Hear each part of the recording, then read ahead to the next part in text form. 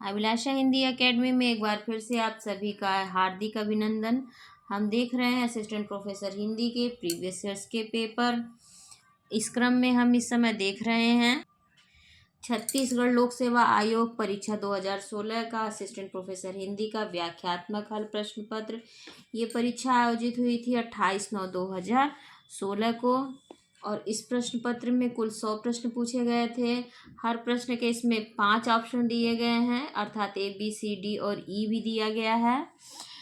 इस प्रश्न पत्र के कुल 70 प्रश्न हम लोग हल कर चुके हैं। अब उससे आगे का हम लोग इस भाग में देखेंगे। उससे पहले आप सभी से रिक्वेस्ट है, यदि पहली बार चैनल पर आए हैं या अभी तक आपने सब्सक्राइब नहीं किया तो जरूर सब्सक्राइब कर लें। कोई प्रश्न हो हिंदी साहित्य या व्याकरण को लेकर तो आप कमेंट सेक्शन में पूछ सकते हैं। मुझे मेरे FB पेज पे भी फॉलो कर सकते हैं और मेरे टेलीग्राम से भी जुड़ सकते हैं। चलिए बिना देर के शुरू करते हैं। इस प्रश्न पत्र का 17वां प्रश्न है, परिवर्तन कविता में परिवर्तन के लिए किस रूपक का प्रयोग किया गया? ए, तांडव नर्तन का, बी, वासुकी का, सी, अंबर का, डी, इतिहास का या ई, मेघ का। इसका उत्तर होगा परिवर्तन कविता में परिवर्तन के लिए वासुकी रूपक का प्रयोग किया गया है। परिवर्तन कविता सुमित्रा नंदन पंत जी के द्वारा लिखी गई है। यह कविता होने वाले परिवर्तन की छोटी छोटी संवेदना को सामने रखती है, जो समाज में, देश में, ब्रह्मांड में, व्यक्ति में अवश्य होती है। पंत प्रकृति के सुकुमार कवि हैं। प्रकृति के हरे भरे वातावरण में बैठकर जब ये कल्पलान लोक में खो जाते थे तो प्रकृति की सुंदरता का सृजन स्वयं ही भूत ही उठता है और मानवता के मंगल में उन्नयन के स्वर गूंज उठते हैं। 71वां प्रश्न है इस प्रश्न का, ब्रह्म राक्षस कविता की पंक्ति है, किंतु युग बदला वन आया कीर्ति व्यवसायी। बी है सुल्तानी जीरह बख्तर बना है सिर्फ मिट्टी का। सी है अब तक क्या किया जीवन क्या जिया। डी है प्रश्न थे गंभीर शायद खतरनाक भी। ई है अरे उसके चेहरे पर खिलती हैं सुबहें। इसका उत्तर होगा ए, ब्रह्म राक्षस कविता की पंक्ति है, किंतु युग बदला व आया कीर्ति व्यवसायी। ब्रह्म राक्षस कविता के लेखक गजानन माधव मुक्तिबोध हैं। इनकी अन्य कविताएं हैं अंधेरे में, ब्रह्म राक्षस, अंतःकरण का आयतन, भूल गलती। इनके काव्य संकलन है चांद का मुंह टेढ़ा है, दूसरा भूरी भूरी खाक धूल।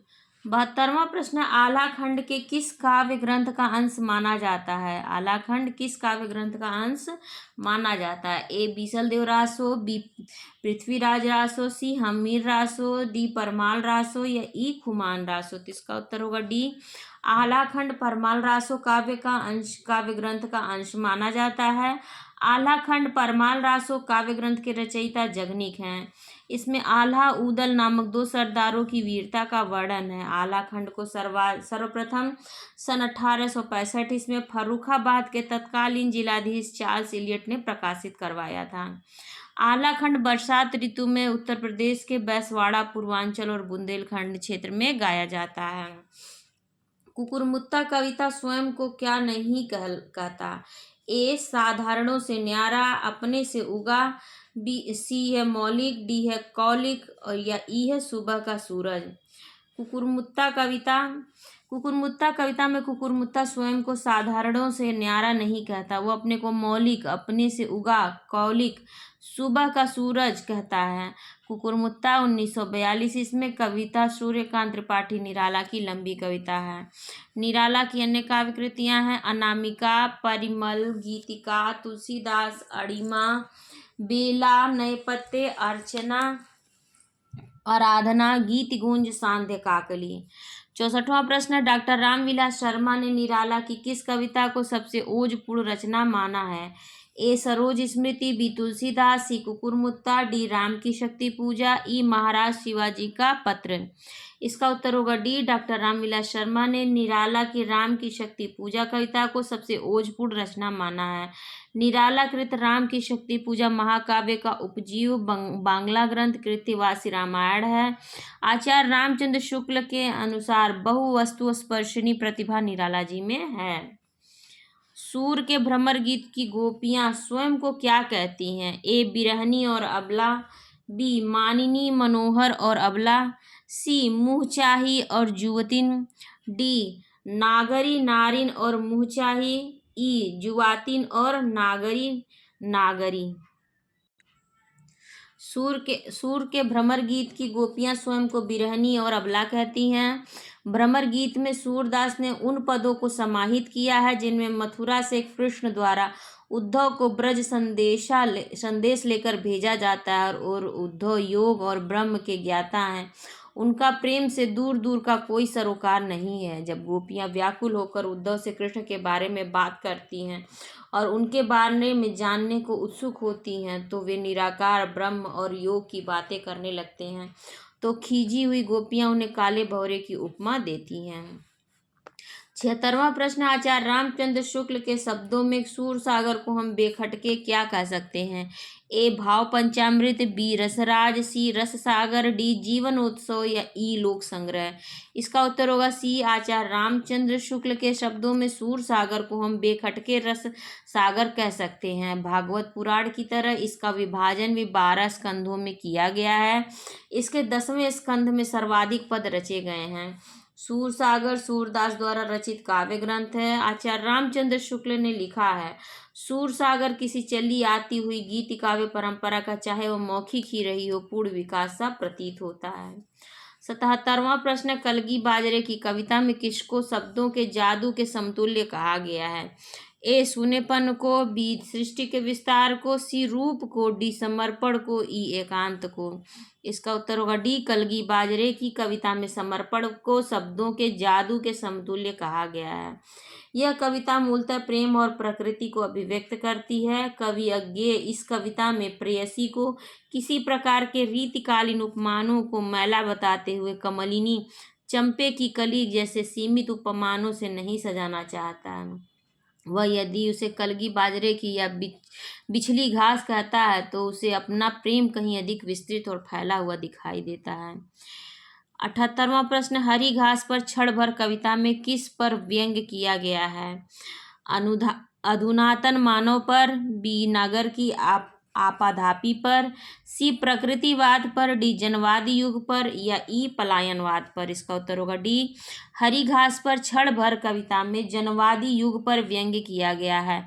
यह कविता अज्ञेय की है। अज्ञेय का कविता संग्रह हरी घास पर क्षण भर आया तो हिंदी कविता के बहुतेरे नए पुराने पाठकों ने कुछ चौंक कर यह पहचाना था कि आज की शहरी हरी घास की कविता, हरी घास भी कविता की एक विषय वस्तु हो सकती है। वह हरी घास जो वेणु बजाने और धेनु चराने वाले कृष्ण के समय की हरितिमा से अलग प्रकार की घास है। 79वां प्रश्न है, कालगी बाजरे की कविता में किस शरत के भोर की निहार से नहाई कहा गया है? ए तारिका को, बी कुई को, सी बाजरे की कलगी को, डी बिछली घास को या ई जूही की कली को। इसका उत्तर होगा बी, प्रयोगवाद के प्रवर्तक सच्चिदानंद हीरानंद वात्स्यायन अज्ञेयकृत कविता कलगी बाजरे की कविता में कुई को शरद के भोर की निहार से नहाई कहा गया है। 80वां प्रश्न, माइकेल द मोंतेन को किस विधा का प्रवर्तक माना जाता है? जीवनी, रिपोर्टाज, रेखा चित्र, निबंध या ई साक्षात्कार। माइकेल द मोंतेन को निबंध विधा का प्रवर्तक माना जाता है।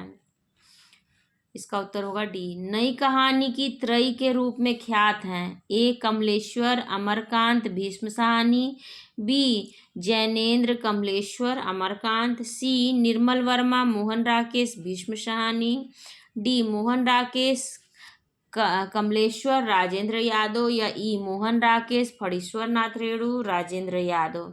इसका उत्तर होगा डी, विकल्पों में मोहन राकेश, कमलेश्वर, राजेंद्र यादव को नई कहानी की त्रयी के रूप में ख्यात है। नई कहानी नाम का सर्वप्रथम दुष्यंत कुमार ने प्रयोग किया था। इसका प्रवर्तन सन 1956 में हुआ था। इन लोगों को याद करने की ट्रिक है कमूरा, कैसे कमलेश्वर, मो से मोहन राकेश और रा से राजेंद्र यादव। 82वां प्रश्न, निम्न में से कौन सी डॉक्टर रामविलास शर्मा की पुस्तक नहीं है?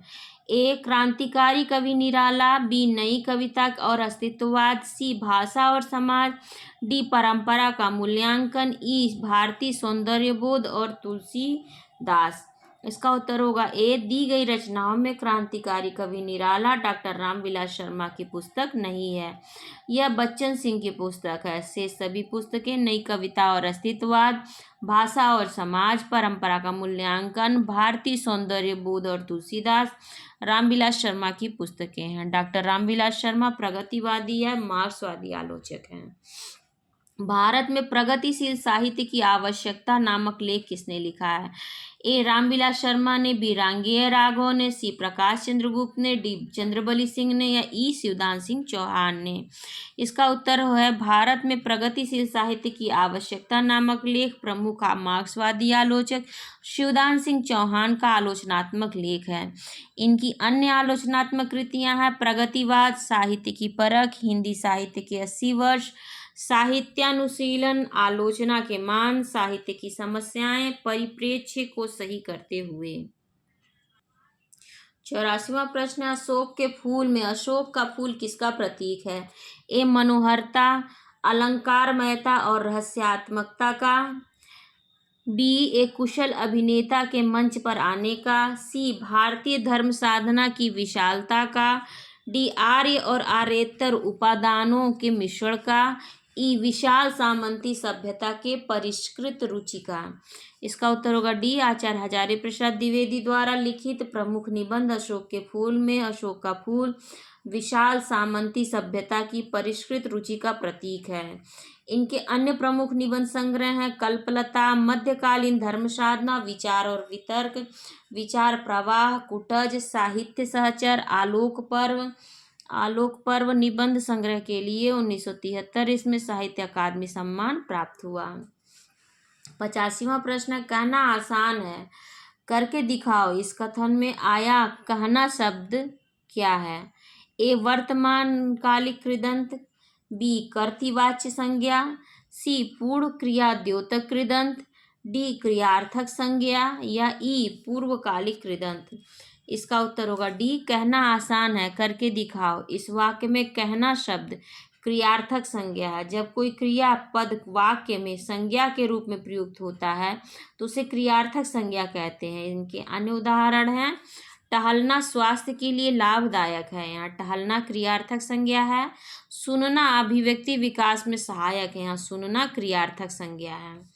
86वां प्रश्न गोदान का पात्र होरी नहीं है क्या? ए। भ्रातृप्रेमी, बी। मर्यादा से बंधा, सी। साहसी, डी। संघर्षशील, ई। सचेत किसान। इसका उत्तर होगा ई। होरी उपन्यास सम्राट मुंशी प्रेमचंद कृत उपन्यास गोदान का प्रमुख पात्र है। दी गई विशेषताओं में से सचेत किसान कथा नायक होरी की विशेषता नहीं है। वह भ्रातृप्रेमी, मर्यादा से बंधा, साहसी, संघर्षशील उक्त सभी गुण होरी में पाए जाते हैं। विभिन्न प्रसंग के अनुसार उक्त गुणों की सिद्धि गोदान उपन्यास में हुई है। 87वां प्रश्न है आचार्य रामचंद्र शुक्ल के मत में छायावाद शब्द को किन दो अर्थों में समझना चाहिए? ए। रहस्यवाद और अभिव्यंजनावाद, बी। कलावाद और अभिव्यंजनावाद, सी। रहस्यवाद और काव्य शैली, डी। काव्य शैली और कल्पना विधान, ई। कल्पना विधान और रहस्यवाद। आचार्य रामचंद्र शुक्ल के मत में छायावाद शब्द को रहस्यवाद और काव्य शैली इन दो अर्थों में समझना चाहिए। आचार्य रामचंद्र शुक्ल ने छायावाद को परिभाषित करते हुए लिखा है छायावाद शब्द का प्रयोग दो अर्थों में समझना चाहिए। एक तो रहस्यवाद के अर्थ में जहाँ इसका संबंध कथा वस्तु से है, अर्थात जहाँ कवि उस अनंत और अज्ञात प्रियतम को आलंबन बनाकर अत्यंत चित्रमयी भाषा में प्रेम की अनेक प्रकार से व्यंजना करता है। छायावाद का दूसरा प्रयोग काव्य शैली या पद्धति विशेष के व्यापक अर्थ में है। 88वां प्रश्न काव्य चर्चा के स्वतंत्र युग के उपलब्ध ग्रंथकारों में से आरंभकालीन ग्रंथकार हैं। ए। उद्भट और दंडी, बी। भामा और दंडी, सी। दंडी और वामन, डी। उद्भट और वामन, ई। भामा और उद्भट। इसका उत्तर होगा बी। काव्य चर्चा के स्वतंत्र युग के उपलब्ध ग्रंथकारों में से आरंभकालीन ग्रंथकार भामा और दंडी हैं। इनका विवरण इस प्रकार है आचार्य भामा इनका जन्म वर्ष है 6ठ शती का पूर्वार्ध, दंडी 7वीं शती, वामन 8वीं शती, उद्भट 8वीं शती का उत्तरार्ध। 89वां प्रश्न है, वर्गहीन समाज की साम्यवादी पुकार की भी दबी सी गूंज दो तीन जगह है। कामायनी के संदर्भ में यह कथन किस आलोचक का है? ए नंदुलारे वाजपेयी, बी रामविलास शर्मा, सी नगेंद्र, डी रामचंद्र शुक्ल या ई मुक्ति बोध। इसका उत्तर होगा डी, वर्गहीन समाज की साम्यवादी पुकार की भी दबी सी गूंज दो तीन जगह है। कामायनी के संबंध में यह कथन आलोचक रामचंद्र शुक्ल का है। आचार्य शांति प्रिय द्विवेदी ने कामायनी को छायावाद का उपनिषद कहा है। 90वां प्रश्न, 2 बार जेल हो आए थे, किसी से दबना न जानते थे, खद्दर पहनते थे और फ्रांस की शराब पीते थे। गोदान के इस कथन में किस पर व्यंग है? ए राय साहब पर, बी मेहता पर, सी मिर्जा साहब पर, डी तनखा पर या ई खन्ना पर। इसका उत्तर होगा ई, 2 बार जेल हो आए थे, किसी से दबना न जानते थे, खद्दर पहनते थे और फ्रांस की शराब पीते थे। ये कथा सम्राट मुंशी प्रेमचंद कृत उपन्यास गोदान के इस कथन में पात्र खन्ना पर व्यंग किया गया है। मेहता प्रेमचंद के प्रगतिशील विचारों का वाहक माना जाता है। 91वां प्रश्न, अंतिम परिणति में दोनों जर्जर करते हैं, पक्ष चाहे सत्य का हो अथवा असत्य का। अंधा युग में यह कथन किसका है? ए गांधारी का, बी विदुर का, सी धृतराष्ट्र का, डी कृष्ण का या ई युयुत्सु का। इसका उत्तर होगा ई, धर्मवीर भारती कृत गीति नाट्य अंधा युग 1955। इसके प्रमुख पात्रों के कथन इस प्रकार हैं। विदुर, मर्यादा मत छोड़ो, तोड़ी हुई मर्यादा कुचले हुए अजगर सी गुंजलिका में कौरव वंश को लपेट कर सूखी लकड़ी सा तोड़ डालेगी। धृतराष्ट्र, वे ही थे अंतिम सत्य, मेरी ममता ही वहाँ नीति थी, मर्यादा थी। 92वां प्रश्न, सपरिवार शब्द है संज्ञा विशेषण, क्रिया विशेषण, समुच्चय बोधक या संबंध बोधक। इसका उत्तर होगा सी, सपरिवार शब्द क्रिया विशेषण है। क्रिया की विशेषता बताने वाले शब्द को क्रिया विशेषण कहते हैं। यह अव्यय पद होता है, इसमें लिंग व वचन के आधार पर विकार उत्पन्न नहीं होता। 93वां प्रश्न, अंधा युग में किस घटना से कलयुग का आरंभ माना गया है? ए महाभारत का युद्ध, बी कृष्ण की मृत्यु, सी उत्तरा के गर्भ पर वार, डी द्रोणाचार्य की हत्या या ई दुर्योधन की हत्या। इसका उत्तर होगा बी, धर्मवीर भारती कृत अंधा युग 1955 में गीति नाट्य में कृष्ण की मृत्यु से कलयुग का आरंभ माना गया है। अंधा युग महाभारत के अंतिम दिनों के कथानक पर आधारित है, जिनमें मानवीय महत्वाकांक्षाओं, युद्ध और उसके दुष्परिणाम को आधुनिक संदर्भ में महाभारत की कथा को आधार बनाकर प्रस्तुत किया गया है। 94वां प्रश्न, राम की शक्ति पूजा के राम का अंतर्द्वंद किन कवियों को याद दिलाता है? ए भवभूति और कृत्तिवास, बी कृत्तिवासी और तुलसीदास, सी भवभूति और तुलसीदास, डी वाल्मीकि और भवभूति, ई वाल्मीकि और कृत्तिवास। इसका उत्तर होगा डी, राम की शक्ति पूजा के राम का अंतर्द्वंद वाल्मीकि और भवभूति कवियों की याद दिलाता है। सूर्यकांत त्रिपाठी निराला कृत राम की शक्ति पूजा का प्रकाशन 1936 इसमें हुआ। यह बंगला भाषा में रचित कृत्तिवास रामायण पर आधारित है। नौका विहार कविता में नौका के लिए प्रयुक्त उपमान है। ए सीपी, बी हंसिनी, सी ज्योति, डी मुग्धा, ई लघुदीप। इसका उत्तर होगा बी, प्रकृति के सुकुमार कवि सुमित्रानंदन पंत कृत नौका विहार कविता में नौका के लिए प्रयुक्त उपमान हंसिनी है। इसमें प्रयागराज के संगम का वर्णन हुआ है। 96वां प्रश्न है, नदी के दीप कविता में बहना है।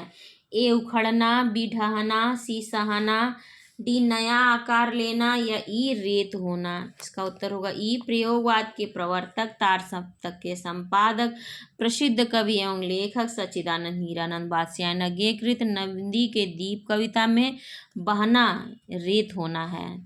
97वां प्रश्न है, रेणु ने मैला आंचल की भूमिका में मेरीगंज को क्या माना है? ए पिछड़े गांवों का प्रतीक, बी राजनीतिक उठापटक का अखाड़ा, सी जातिगत विद्वेष का केंद्र, डी धार्मिक पाखंड की भूमि या ई कुरूपता का उत्कर्ष।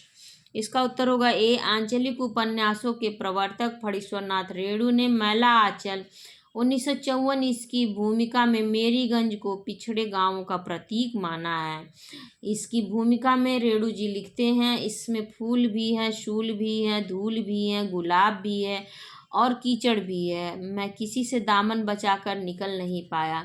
इसमें गरीबी, रोग, भूखमरी, जहालत, धर्म की आड़ में हो रहे व्यभिचार, शोषण, बाह्याडंबरों, अंधविश्वासों आदि का चित्रण है। 98वां प्रश्न है, किस विधा के लिए व्यक्तिगत संपर्क अनिवार्य नहीं है? ए जीवनी, बी रेखा चित्र, सी संस्मरण, डी रिपोर्टाज, ई यात्रा वृत्तांत। इसका उत्तर होगा ए। दी गई साहित्यिक विधाओं में जीवनी विधा के लिए संपर्क अनिवार्य नहीं है। रेखाचित्र, संस्मरण, रिपोर्टाज, यात्रा वृत्तांत इत्यादि के लिए व्यक्तिगत संपर्क अनिवार्य है। 99वां प्रश्न, आचार्य रामचंद्र शुक्ल ने अपने से पूर्व साहित्य इतिहास लेखन के प्रयास में लिखे गए ग्रंथों को क्या कहा है? ए खोज रिपोर्ट, बी संक्षिप्त नोट, सी इतिहास, डी कवि वृत्त संग्रह, ई विचार श्रृंखलाबद्ध इतिहास। इसका उत्तर होगा डी। आचार्य रामचंद्र शुक्ल अपने से पूर्व साहित्य इतिहास लेखन के प्रयास में लिखे गए ग्रंथों को कवि वृत्त संग्रह कहा है।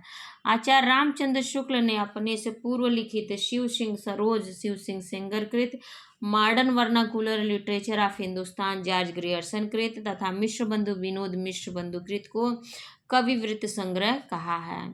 100वां प्रश्न, तपमस उपन्यास का पात्र मुराद अली है। ए अंग्रेज भक्त, बी कांग्रेस विरोधी, सी अवसरवादी, डी दलित विरोधी, ई मजहब प्रेमी। इसका उत्तर होगा सी भीष्म साहनी द्वारा लिखित तथा देश विभाजन पर आधारित उपन्यास तमस 1973 का पात्र मुराद अली अवसरवादी है। तमस के लिए भीष्म साहनी को वर्ष 1975 इसका साहित्य अकादमी सम्मान प्रदान किया गया। तो ये 100 प्रश्न खत्म होते हैं छत्तीसगढ़ असिस्टेंट प्रोफेसर हिंदी का ये पेपर। आप लोगों को कैसा लगा ज़रूर बताइएगा। पहली बार चैनल पर आए ज़रूर सब्सक्राइब कर लीजिएगा। लाइक, शेयर और कमेंट करना ना भूलें। अपने एजुकेशनल ग्रुप में से ज़रूर शेयर करें। यदि कोई प्रश्न हो या सुझाव हो तो कमेंट सेक्शन में ज़रूर दें। और जितने भी प्रैक्टिस सेट ये करवाए गए हैं प्रीवियस ईयर से पेपर, सभी की प्लेलिस्ट मेरे चैनल पर बनी हुई है। असिस्टेंट प्रोफेसर और नेट JRF में लगे हुए सभी निबंध, कहानियाँ और नाटकों की प्लेलिस्ट भी मेरे चैनल पर बनी हुई है। धन्यवाद आप सभी का।